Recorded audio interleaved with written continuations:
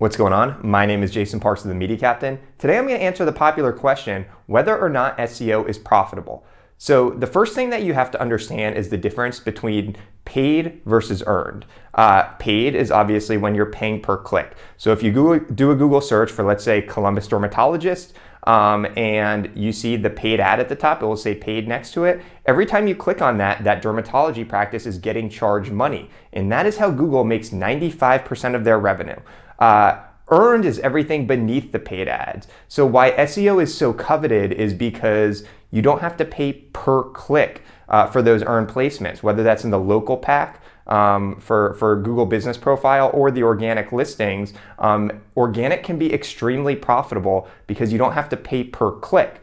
SEO can take a long time though. If you're just a new business starting out, there are competitors that are more established. So it's not as easy as pay per click. Pay per click, you can literally set it up overnight and run ads and get traffic, but you have to pay per click. Earned, you have to work a little bit harder for it, but once you have that earned placement, like I mentioned, it can be extremely profitable for your business.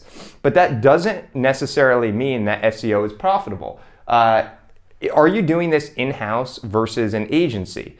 So if you're reading articles on Moz and you're finding different blogs and you're implementing SEO yourself, that's just your time and you're not having to pay money for that. So if you reap the benefits and you start ranking on Google, that is great because it's going to be much more profitable.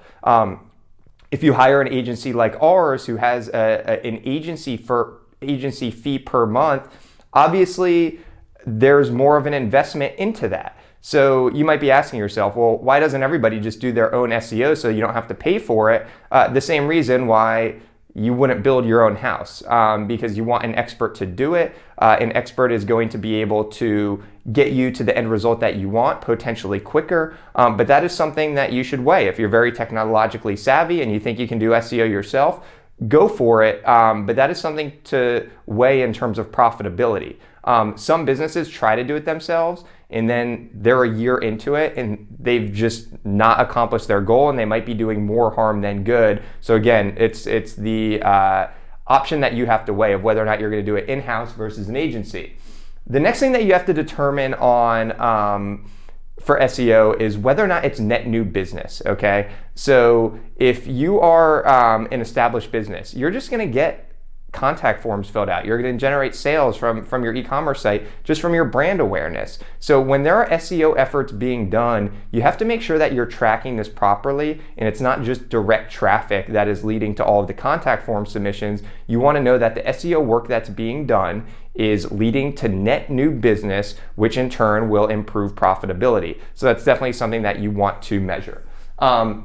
Speaking of measuring, you need to measure your success. So for our agency, we use SEMrush to track our keywords. It's a great software. There's also Moz that I would recommend for beginners looking to get into SEO. But that is really where you measure your success. The example of the Denver dermatologist, right? So they would want to add keywords into SEMrush to track like dermatologist in Denver, dermatologist near me, best local dermatologist, all of those keywords, because if you're doing SEO right, you're going to see that your rankings are increasing. You're able to track your rankings versus your competitors. And then at that point, you're able to determine whether or not you're getting net new business, which in turn will lead to profitability.